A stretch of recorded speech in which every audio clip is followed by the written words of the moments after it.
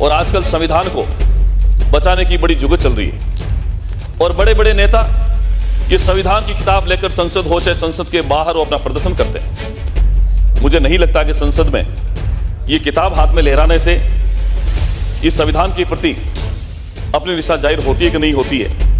और बहुत से ऐसे लोग भी हैं जिन्होंने संविधान को पढ़ा भी नहीं है। और इस संविधान की प्रस्तावना के अंदर माननीय अध्यक्ष महोदय ये लिखा हुआ है, we the people of India having solemnly resolve the constitute India into sovereign socialist secure democratic Republic.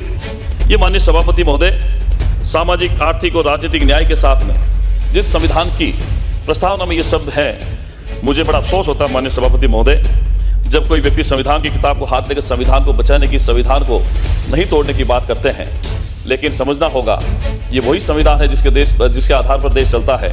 लेकिन वो देश उस समय कहां चला जाता है, देश की आत्मा संविधान कहां चला जाता है, देने वालों के खिलाफ में व्यक्ति खड़ा होता है। तो मेरा माननीय सभापति महोदय इस बात के लिए ऑब्जेक्शन है कि इस बात के लिए माननीय अध्यक्ष महोदय अगर मेरी बात असंसदीय नहीं है, अगर मेरी बात एक भी इस सदन में कभी झूठी हो तो मेरी बात को वापस लेने को तैयार हूं। ये सामाजिक अधिकार कौन रिकॉर्ड बात है? उन महापुरुषों के चरणों में नमन करना चाहता हूं, वंदन करना चाहता हूं। आदरणीय महात्मा ज्योतिबा फूले, आदरणीय महात्मा गांधी जी और आदरणीय बाबा साहब अंबेडकर, जिन्होंने इस देश को संविधान दिया और इस देश के संविधान की प्रस्तावना से लेकर आज क्रियान्वित तक देश आजादी के 75 साल बाद भी ऐसे मजबूत नेतृत्व के हाथों में खड़ा है जहां विश्व की तीसरी आर्थिक व्यवस्था की ओर अग्रसर है, मजबूत सैन्य शक्ति की ओर अग्रसर है और आत्मनिर्भर भारत की ओर अग्रसर है। और मैं माननीय अध्यक्ष महोदय देश की जनता का धन्यवाद करना चाहता हूं कि 1962 के बाद 62 वर्षों में देश की राजनीति में पहली बार ऐसा हुआ कि एक ही दल के नेता ने प्रधानमंत्री के रूप में नरेंद्र मोदी ने लगातार तीसरी बार शपथ ली। और ये बात इसलिए महत्वपूर्ण हो जाती है माननीय अध्यक्ष महोदय, ये जीत नरेंद्र मोदी की नहीं है, ये जीत भारतीय जनता पार्टी की नहीं है, ये जीत है गति की, ये जीत है नीति की, ये जीत है अंतिम पंक्ति की, ये जीत है प्रकृति की, ये जीत है ज्योति की, जीत है विरासतों के प्रीत की, जीत है कर्म के धर्म की, जीत है ये देश प्रदेश की, जीत है नए युग के प्रवेश की, ये जीत है हिंदुस्तान की, ये जीत है राजस्थान की और ये जीत है जनता जनार्दन की। माननीय अध्यक्ष महोदय, आज जब मैं सुबह से माननीय सदस्यों के प्रस्ताव को सुन रहा था तब मैंने ये कहा कि आजकल बहुत बार ऐसा होता है कि देश की आजादी के बाद में जब से संविधान लागू हुआ और आजकल संविधान को बचाने की बड़ी जुगत चल रही है और बड़े बड़े नेता ये संविधान की किताब लेकर संसद हो चाहे संसद के बाहर वो अपना प्रदर्शन करते हैं। मुझे नहीं लगता कि संसद में ये किताब हाथ में लहराने से इस संविधान के प्रति अपनी निष्ठा जाहिर होती है कि नहीं होती है। और बहुत से ऐसे लोग भी हैं जिन्होंने संविधान को पढ़ा भी नहीं है।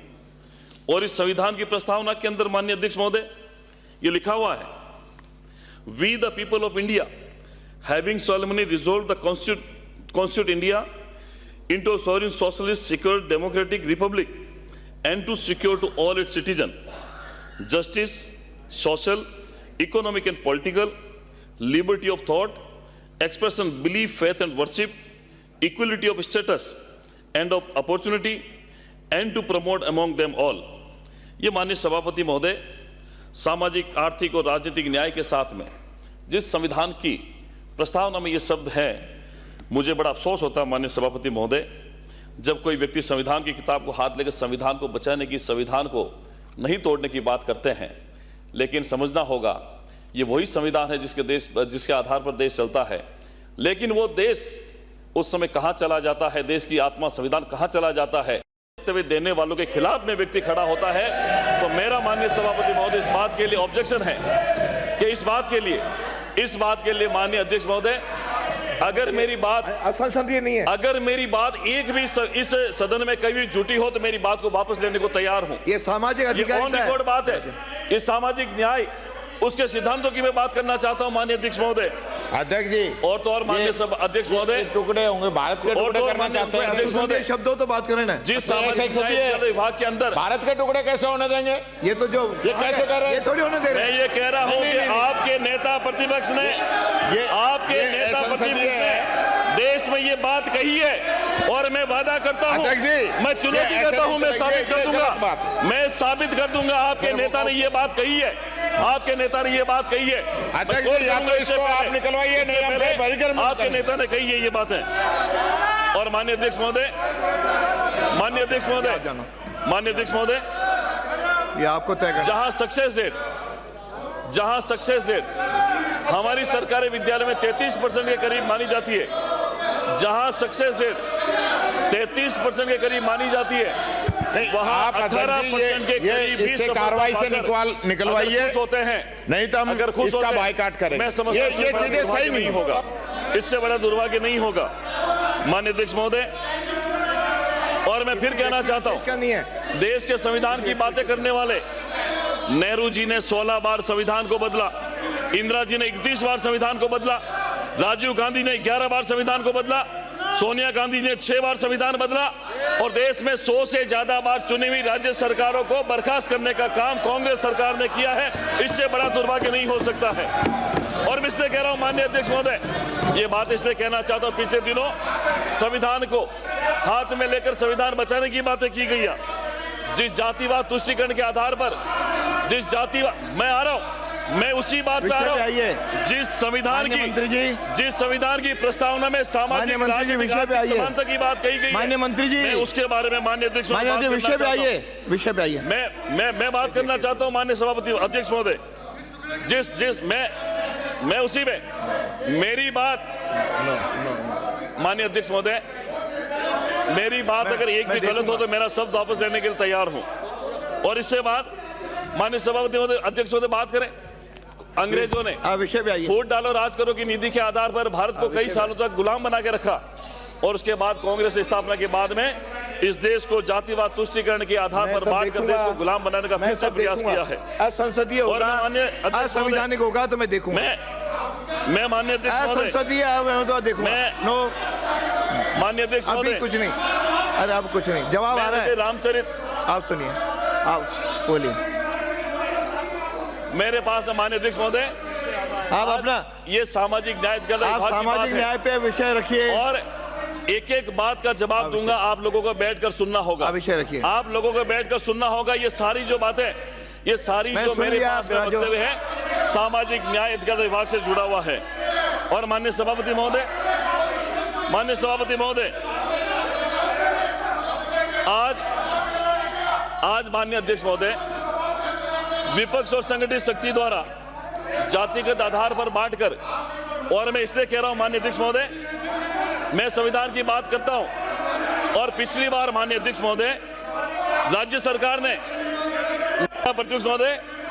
नेता प्रतिपक्ष महोदय, मैं आपके सरकार के क्रियाकलापों के बारे में बात करना चाहता हूं माननीय अध्यक्ष महोदय।